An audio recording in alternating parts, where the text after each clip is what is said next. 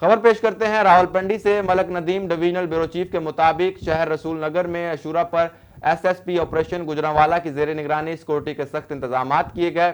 شہدائے کربلا کی عظیم قربانیوں کو خراج عقیدت پیش کرنے کے لیے نواسہ رسول حضرت امام حسین علیہ السلام کا یوم شہادت شہر بھر میں عقیدت و احترام سے منایا گیا۔ شبیہ ذوالجناح علم و تعزیے کے جلوس برآمد ہوئے۔ ماتمی جلوس کے لیے سیکورٹی کے سخت انتظامات کیے گئے تھے۔ عزاداروں نے مقررہ زنجیر زنی، سینہ کوبی اور نوحہ خوانی کی۔